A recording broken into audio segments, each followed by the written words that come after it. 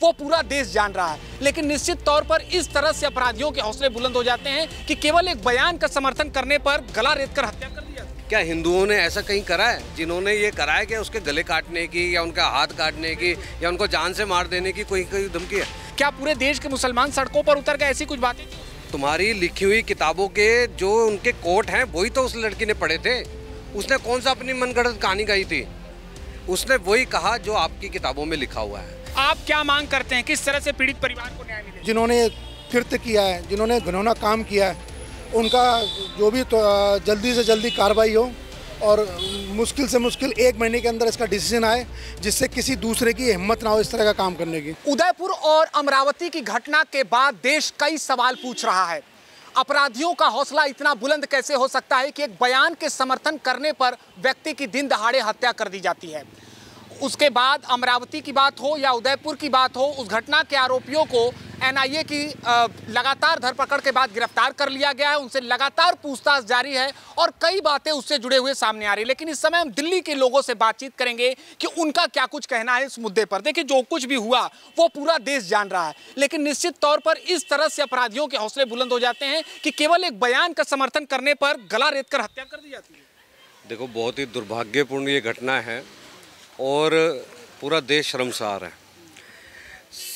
ऐसे कितने हमारे हिंदू धर्म देवी देवताओं के लिए कुछ ना कुछ ये लोग बोलते हैं। कितने अभी अमेजोन ने एक चप्पल निकाली थी जिसमें हमारे गणेश भगवान जी की थी। क्या हिंदू इस प्रकार की हरकत करी?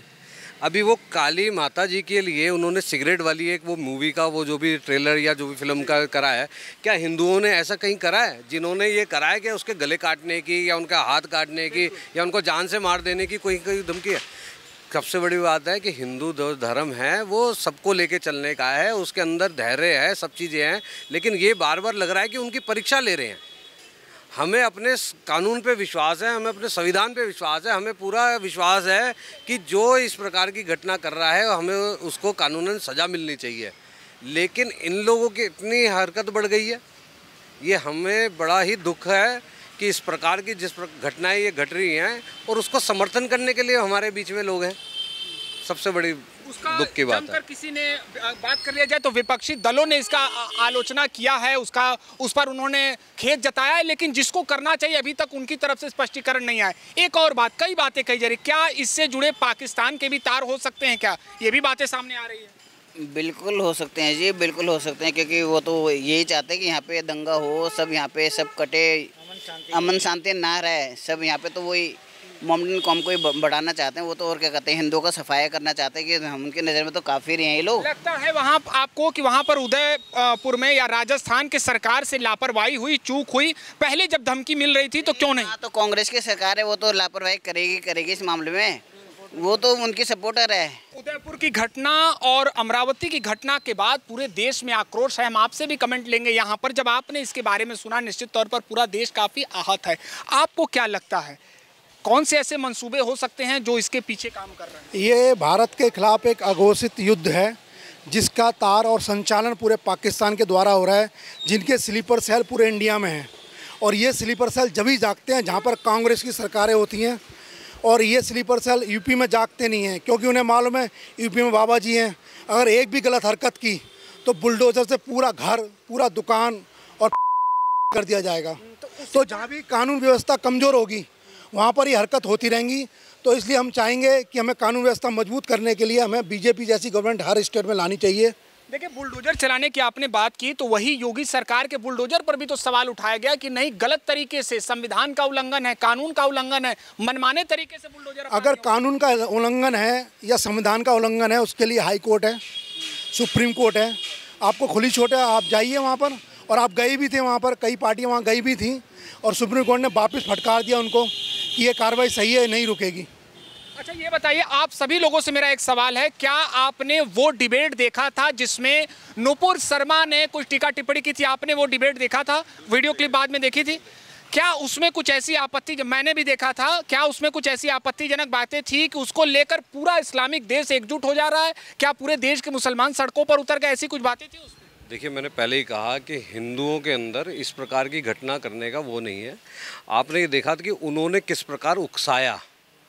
आपने किस प्रकार हमारे शिवलिंग को एक फुवारा बताया, आप हैरानी की बात है। आप उस बात को करें, नुपुर शर्मा ने वो कोट किया जो आपकी किताबों में लिखा हुआ है। उसने कहाँ से क्या चीज़ें कही, उसने यही तो कहा आपकी किताबों में ये चीज़ें लिखी हुई हैं। अगर हम अपने कानून के हिसाब से अगर वो करें, अगर किसी ने कोई ऐसा काम करता है तो उसे बलात्कार की संज्ञा दी जाती है। तो जो उनकी किताबों में लिखा है वही तो उन्हें पढ़ा है। मैं भी खुला चैलेंज करता हूँ पूरे इन 57 देशों के मुस्लिम भाइयों को कि आप हमारी महाभारत पढ़ें, गीता पढ़ें, रामायण पढ़ें, हमारे ग्रंथ पढ़ें, उसमें जो चीज़ें लिखी हुई हैं आप वो पढ़ के हमें बताएं, पूरे देश और दुनिया को बताएं। हमें कहीं से भी बुरा नहीं लगेगा। आपको क्यों बुरा लगा? अगर उसमें कुछ कमी थी, उसमें कहीं बुराइयां थी, इसलिए आपको बुरा लगा ना। तुम्हारी लिखी हुई किताबों के जो उनके कोट हैं वही तो उस लड़की ने पढ़े थे। उसने कौन सा अपनी मनगढ़ंत कहानी गाई थी? उसने वही कहा जो आपकी किताबों में लिखा हुआ है। आप भी वही पढ़ो जो हमारी किताबों में लिखा हुआ है, हमें कहीं नहीं बुरा लगेगा। पीड़ित परिवार के लिए कई लोग पहुंच रहे हैं, न्याय के लिए पहुंच रहे हैं। अब न्याय कैसे मिले, क्या मांग करते हैं आप उनको न्याय के लिए? जिनको पकड़ा गया है, देखो ये घटना मुझे लगता है कि शायद पहली होगी। ये कृतज्ञ इसलिए पकड़ा गया, वरना वो सरकार छुपा देती, जैसे अभी महाराष्ट्र में छुपाया था, जैसे अघाड़ी सरकार ने छुपाया। और जैसे ही शिंदे सरकार आई और बीजेपी की गवर्नमेंट बनी वहाँ पे, और वो सारे के सारे हम रोज़ आपको देख ही रहे हैं, कल दो दिन से वो जेलों के सलाखों के पीछे जा चुके हैं। ऐसे ही अगर वो वीडियो बना के नहीं दिखाते, ये सब चीज़ें होती तो सरकार उन्हें भी बचा लेती। और हम सिर्फ यही मांग करते हैं केंद्र सरकार से, भारत सरकार से, कि ऐसे लोगों को फांसी की सज़ा मिलनी चाहिए और चौराहे पे लटका के देना चाहिए इन्हें, कि कल को कोई भी ऐसी हरकत करता है तो उसकी फांसी की सज़ा है। वरना वो राज्य सरकारें तो अभी भी कहेंगी, जबकि उसने वीडियो दिखाई है कि कैसे गला रेता, और एक दूसरी वीडियो में उन्होंने कबूल करा है, देखो जी हमने ये काम करा। लेकिन ये सरकारें अभी भी लग जाएंगी, इनके साथ के जो लोग हैं वो आज भी बचाने में लग जाएंगे। वो सबूत लाओ जी, कहाँ हैं ये चीज़ें? अरे इतना बड़ा सबूत दिखा दिया, इसके लिए भी ट्रायल चलाओगे क्या? अब तो सीधे सीधे मौत की सज़ा दे देनी चाहिए।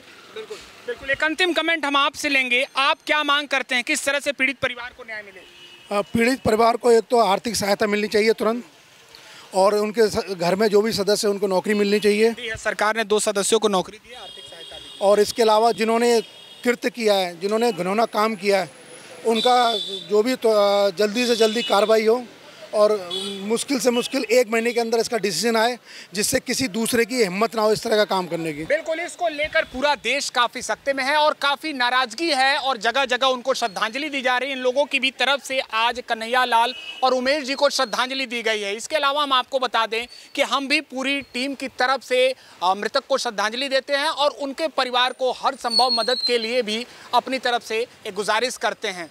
न्यूज़ वॉच इंडिया के लिए वीडियो जर्नलिस्ट मान के साथ निशांत चतुर्वेदी, दिल्ली।